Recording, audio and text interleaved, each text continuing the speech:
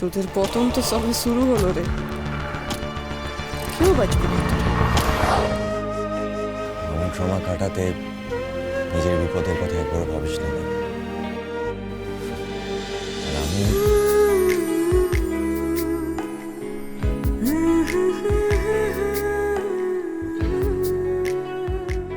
আর ভয় পেতে হবে না, আমার আর আমার সন্তানের কিচ্ছু হবে না, ঠাম্মি বলেছে তো।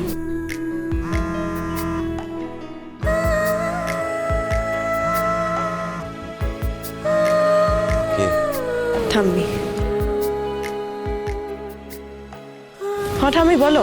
হ্যাঁ রে মা, তোদের জন্য না সব সময় আমার চিন্তা হয় জানিস। স্পিকারে দে। তবু আমি বলবো মা, তোরা কিন্তু একদম ভয় পাবি না। ওই যে মায়ের আশীর্বাদী সিঁদুর আছে, দেখবি তোদের সব বিপদ থেকে সব সময় রক্ষা করবে।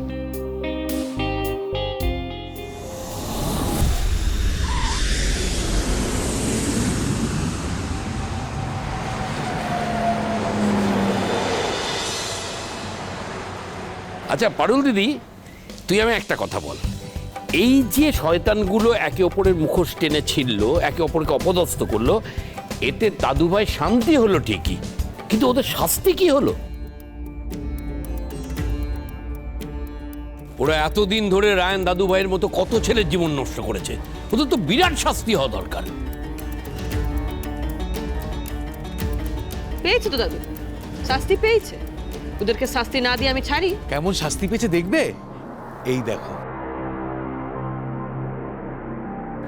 এই মুহূর্তের বিগ ব্রেকিং নিউজ মিডিয়ার সামনে এলো কুখ্যাত ফ্রাইডে ক্লাব চক্র। সূত্রের খবর, রাহুল, মোনালি, সানি, রাইমা, প্রিয়ঙ্গদা নিজেদের ছাত্রাবস্থা থেকে গোপনে একটা পার্টির আয়োজন করতেন। বিভিন্ন অল্প বয়সী ছেলেমেয়েদের টার্গেট করে তাদের প্রেমের ফাঁদে ফেলে প্রতারণা করে এই ক্লাবে নিয়ে এসে তাদের ওপর মানসিক নির্যাতন করতেন।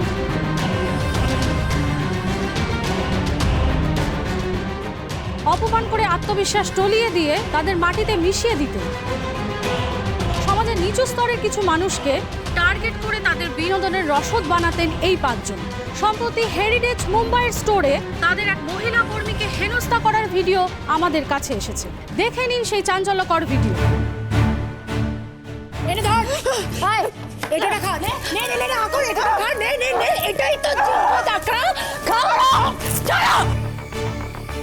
কি করলে এটা তুই? তুই রাহুলের জামাটা নষ্ট করে দিলি।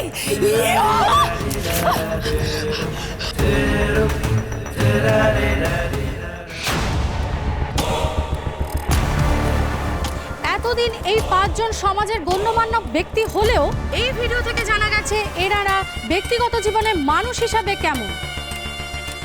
মিডিয়ার সামনে ভালো মানুষের মুখোশ খুলে এদের কুৎসিত রূপটি বেরিয়ে এসেছে।